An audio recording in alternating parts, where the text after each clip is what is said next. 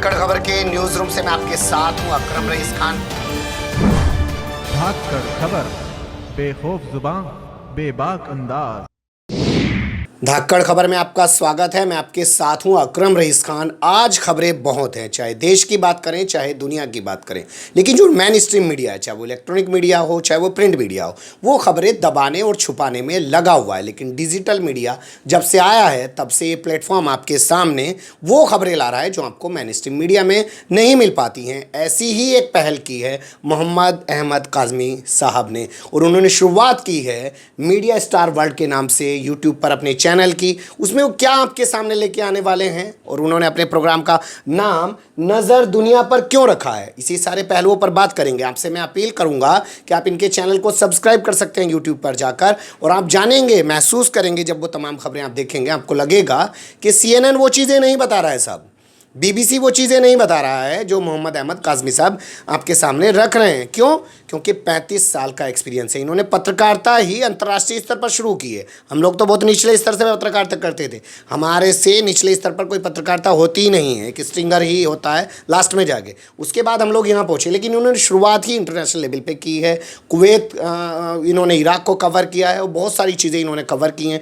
दूरदर्शन में रहे हैं और बहुत सारे चैनलों में इसके अलावा भी रहे हैं। इनकी स्टोरियाँ आप यूट्यूब पर और भी जाकर देख सकते हैं। मोहम्मद अहमद काज़मी आप सर्च करेंगे तो आपको मिल जाएगी। मैं जानना चाहता हूं इनके नए चैनल के बारे में कि वो क्या सोच के इन्होंने प्लान किया है और वहां से हमें क्या मिलने वाला है। हाँ सर, क्या आपका जो ये चैनल है, क्या सोच के आपने, क्योंकि चैनल तो अब डिजिटल इस पे प्लेटफॉर्म पे बहुत सारे आ रहे हैं, आपने अलग कुछ लिया है, तो वो क्या है थोड़ा बताइए। और उसका नाम जो है नज़र दुनिया पर।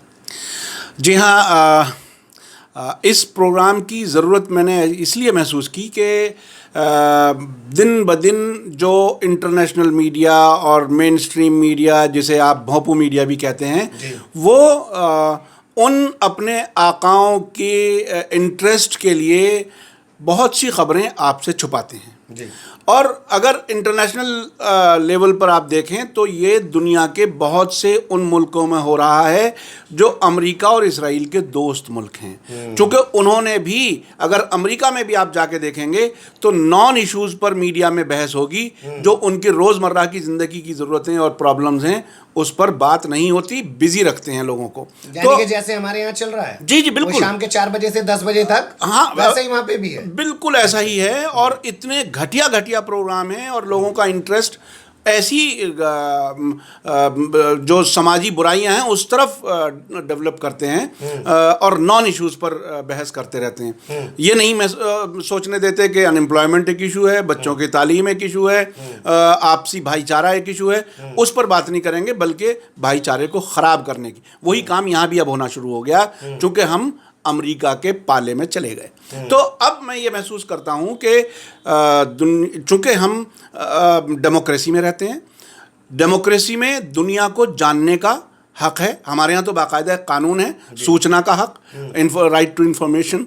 तो ये राइट टू इन्फॉर्मेशन हम सही पर्सपेक्टिव में दुनिया को समझ के करें, और ये समझें कि दुनिया में जो कुछ हो रहा है उसका हम पर क्या असर पड़ेगा, भारत पर क्या असर पड़ेगा, और अगर हमारी सरकार भी कोई ऐसा काम कर रही है जिससे नुकसान हो सकता है, उसको भी बर वक्त, मैं समझता हूँ मेरा फ़र्ज़ है, जितना मुझे तजुर्बा है, जितना मैंने सीखा है, वो आम आदमी तक पहुँचाऊँ।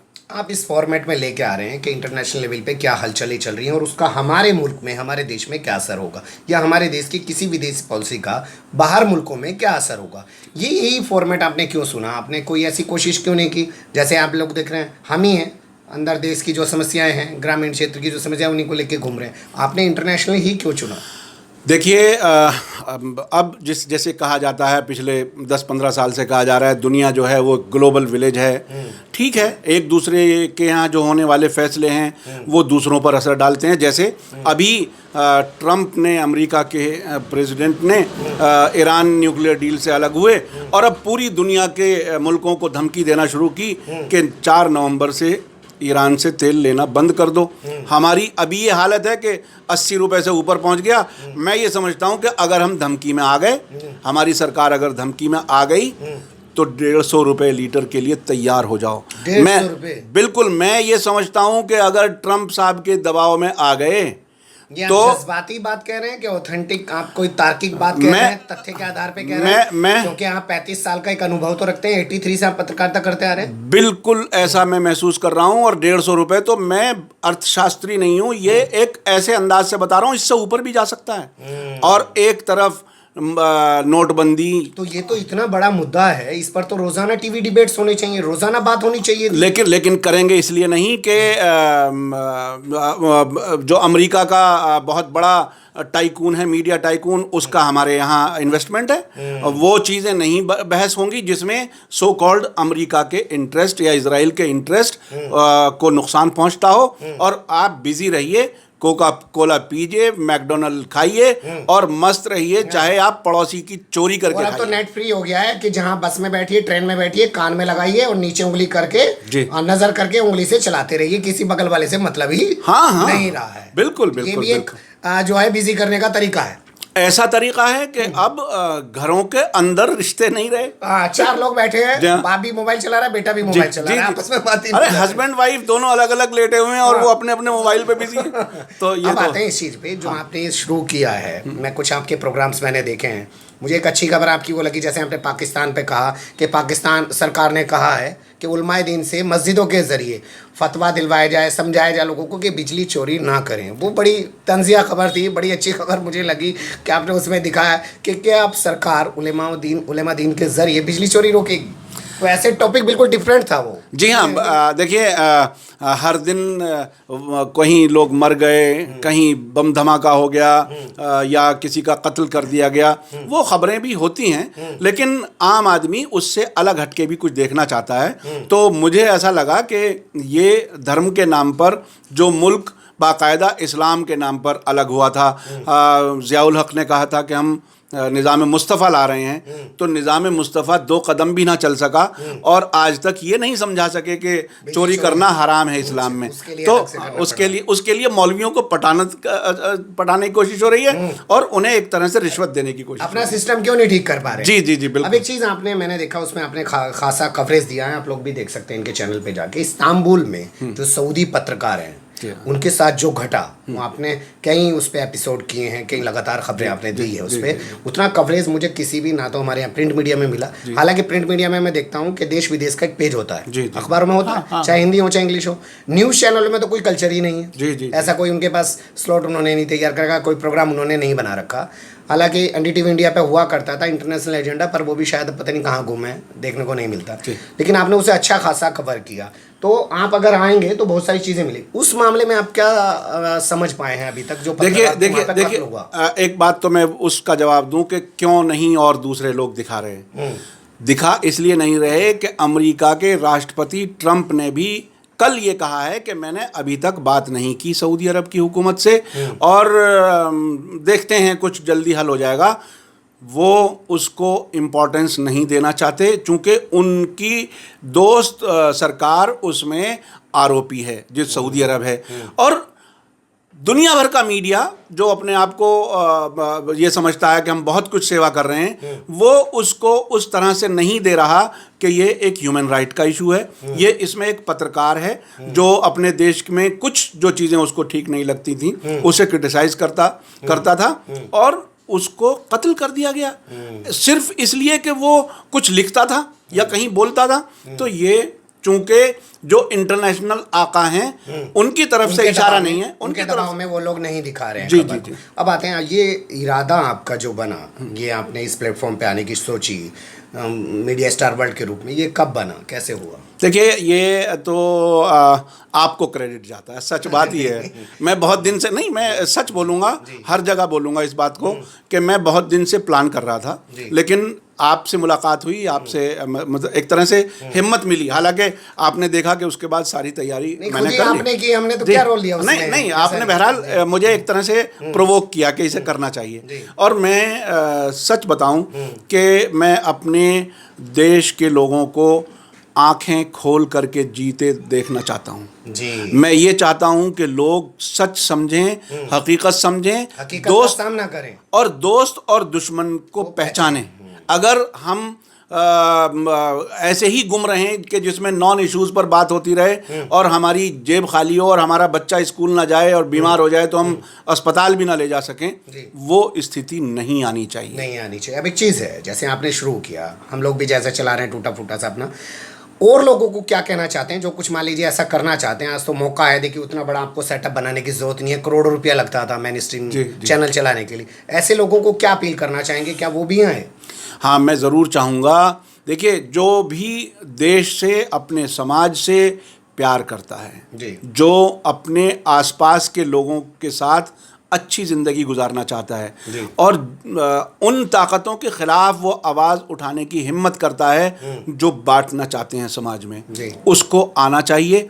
और ये टेक्नोलॉजी जो आई है, यूट्यूब है या और दूसरे प्लेटफॉर्म्स हैं, उसका इस्तेमाल करना चाहिए। जो एडवांस टेक्नोलॉजी आई है उसका हमें भी इस्तेमाल करना चाहिए, हमें उसका हक़ है और इसमें कोई ऐसा ख़र्चा नहीं है जो आम पत्रकार बर्दाश्त ना कर सके। अच्छा, एक इस वक्त के जो हालात हैं मुसलमानों के, मुझे जो लगता है, और मैंने जंग आज़ादी का थोड़ा पहले का अध्ययन किया, तो मुझे लगता है उस वक्त वकील और पत्रकार, मुसलमानों के अंदर इनकी दो काफ़ी अहमियत थी। आज मुझे लगता है इन सबसे दोनों दूर से होते गए हैं मुस्लिम। अगर ये दो आ जाएं इनके पास, एक अच्छा वकील और एक अच्छा पत्रकार, तो वाकई में समाज को किसी दिशा में ले जाया जा सकता है। मैं तो ये जानता हूँ कि वकील और पत्रकार का पेशा अपने आप में बहुत ही नेक काम है, पायस काम है, पाकीज़ा काम है, अगर ईमानदारी से किया जाए। चूँकि पत्रकारिता में जिसको हम कहते हैं ना, ये तो रिसालत का काम है। ये शायद आम आदमी को सुनने में अजीब लगे, लेकिन रिसालत का मतलब ख़बर पहुँचाने का है। और ख़बर पहुँचाने का मतलब ये है, अगर आप सच्ची खबर पहुँचा रहे हैं और उससे समाज को कोई फ़ायदा हो सकता है, वो ज़रूर पहुँचाएं। और इसको पत्रकार और जालिम को आइडेंटिफाई करें, मज़लूम की मदद होगी उससे। अगर जालिम के जुल्म पर आप खामोश हैं तो आप एक तरह से जालिम की नहीं, जालिम की हिम्मत अफजाई कर रहे हैं, तो वो और जुल्म करेगा। इसलिए जहाँ भी जुल्म हो उसके ख़िलाफ़ हम खड़े हों। और ऐसा कुछ नहीं है, हमें ऊपर वाले पर, पालने वाले पर, अल्लाह पर भरोसा रखना चाहिए और वो खाने को भी देगा, उसका यकीन है, और ज़िंदगी मौत का फ़ैसला उसके हाथ में है। अगर हमारा विश्वास, ये हर धर्म के लोगों के लिए है, ये सिर्फ मुसलमानों के लिए नहीं है, ये दोनों चीज़ें मैं समझता हूँ हर धर्म कहता है, अगर हम उसको बुनियादी तौर पर समझें और इंसान को इंसान समझें, किसी धर्म से ना पहचानें। अगर उस धर्म के ज़रिए कुछ खूबियाँ उसमें पैदा हुई तो उस धर्म को आप उस तरह से देखें। अगर कोई क्रिमिनल है, कोई गलत आदमी है, कोई बुरा आदमी है, वो किसी भी मजहब का हो सकता है, तो इसलिए हमें सीधे धर्म से नहीं जोड़ना है कि सारा धर्म ही ऐसा ना, धर्म कभी खराब नहीं होता, धर्म के मानने वाले खराब हो सकते हैं। का नजरिया ठीक होना चाहिए। और अगर कोई धर्म को खराब करना चाह रहा है तो उसमें उसका क्या हित है, पूरी बात बोल के, कोई कह रहा है इस्लामी आतंकवाद, कोई कह रहा है हिंदू आतंकवाद, तो उसके पसे पुष्ट उसके क्या बेनिफिट्स हैं उस पर भी गौर करना चाहिए। सवाल यही है कि देखिए, आपको बोलना सीखना पड़ेगा। और आज अगर हमारे पास एक प्लेटफॉर्म है, हम बोल सकते हैं, मुद्दों को उठा सकते हैं, तो संविधान ने हमें अधिकार दिया है। रोक कौन रहा है? अपनी बात को बोलना, रखना सीखिए। बड़े बड़े प्लेटफॉर्म बनते थे, आज अगर उतने वसाइल नहीं हैं तो इस वसाइल से भी काम किया जा सकता है। जैसे आप समझेंगे, अपने मुंह में तारीफ नहीं करना चाहता हूँ, धाकड़ खबर ने जब वो वाली खबर करनी शुरू की कि मुसलमान से जो हिंदू बने, और हमने उस पर 8 एपिसोड बनाए, तो लोगों को ज़मीनी सतह पर पता चला कि वो लोग झूठ बोल रहे हैं, जो मुसलमानों पर एलिगेशन लगा रहे हैं कि मुसलमानों ने उनका साथ नहीं दिया। उससे बहुत सारी चीज़ें, क्योंकि ग्राउंड जीरो पे रिपोर्टिंग की, और ग्राउंड जीरो की रिपोर्टिंग कोई बनावटी तो हमने की नहीं, सब लोग तमाम सामने खड़े थे, उसको रख के किया। मैंने भी देखी वो, कई एपिसोड आपके देखे, और आपने वाकई ग्राउंड पे जाकर के जो चीज़ें बताई वो लोगों तक पहुंच नहीं रही थी। और ये जो मेन स्ट्रीम मीडिया, हमारा एक रोल ये भी हो सकता है कि हम मेन स्ट्रीम मीडिया को मजबूर करें कि वो सच्चाई दिखाएं। या तो वो मजबूर होकर सच्चाई दिखाएंगे या वो समाज में आउटकास्ट हो जाएंगे, उन्हें कोई पसंद नहीं करेगा। जी, उन्हें कोई पसंद नहीं करेगा। तो बने रहिएगा धाकड़ खबर के साथ, बहुत सारे पहलुओं से आपको अवगत कराएंगे। आप इनका चैनल को सब्सक्राइब कर सकते हैं और उनकी खबरों को जाके देख सकते हैं। फिलहाल के लिए मुझे अभी दें इजाज़त।